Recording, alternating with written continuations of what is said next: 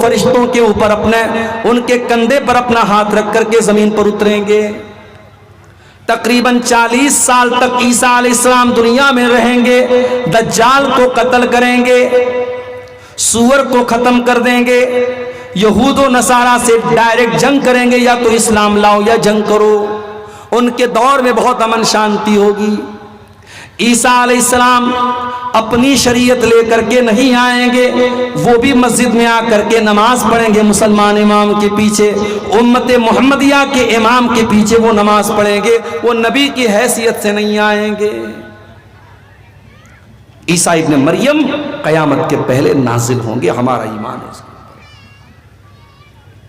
وَيَأْجُوجَ وَمَأْجُوجَ, اور 2 فسادی قومیں جن کو یاجوج اور ماجوج کہا جاتا ہے, جن کو حضرت ذوالقرنین نے بہت بڑا ڈیم بنا کر کے ان کو روک دیا ہے.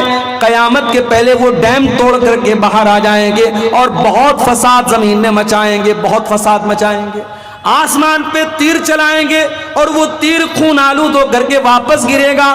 وہ بہت بڑے بڑے ندیوں کا پانی اکیلے پی جائیں گے, بہت ظلم و ستم کریں گے. تب عیسیٰ علیہ السلام ان کے لیے بد دعا کریں گے.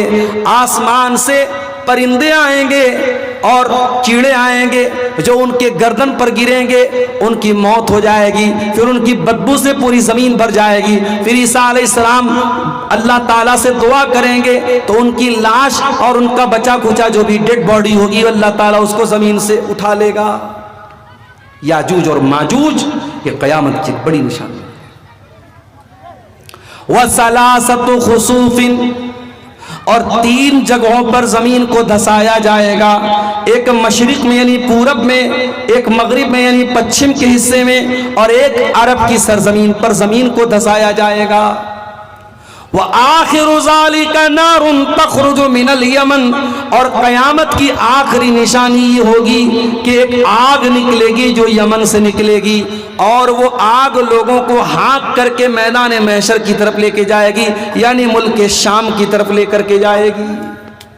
ایک آگ نکلے گی یمن سے اور وہ آگ لوگوں کو ہانک کر کے کہاں لے کے جائے گی؟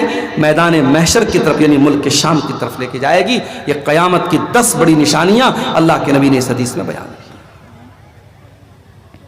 قیامت کی اور بھی بہت ساری نشانیاں اللہ کے نبی نے بیان کی.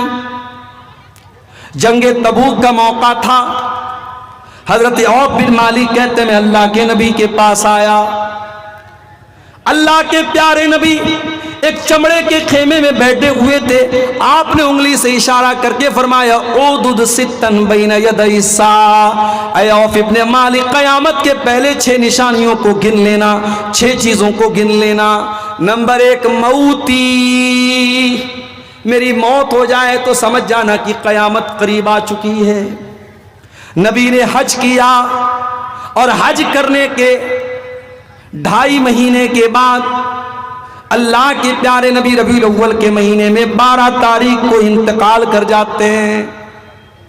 سفر کے آخر میں آپ ایک جنازے میں جاتے ہیں اور جنازے سے جب آپ واپس آتے ہیں حضرت عائشہ سے کہتے ہیں عائشہ میرا سر بہت تیز درد کر رہا ہے.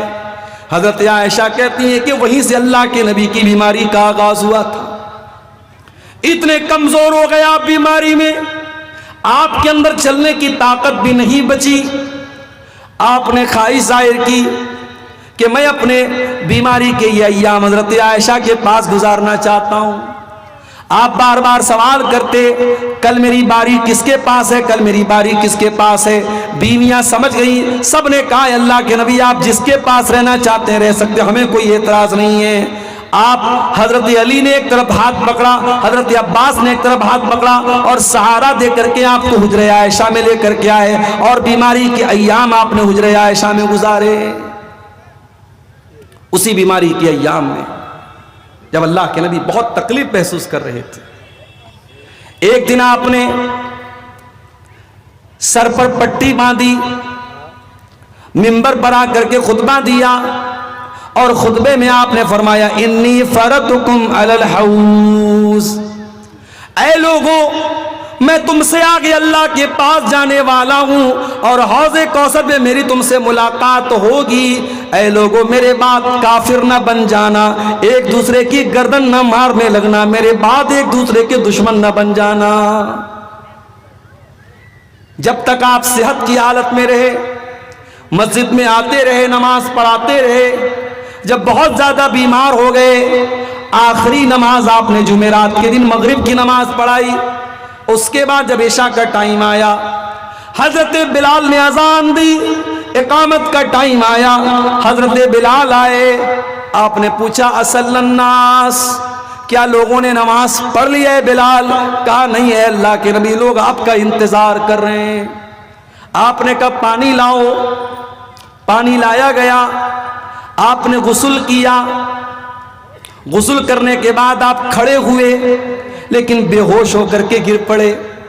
پھر ہوش آیا, آپ نے پوچھا کہ کیا لوگوں نے نماز پڑھ لی؟ نہیں ہے اللہ کے نبی, لوگ آپ کا انتظار کر رہے ہیں.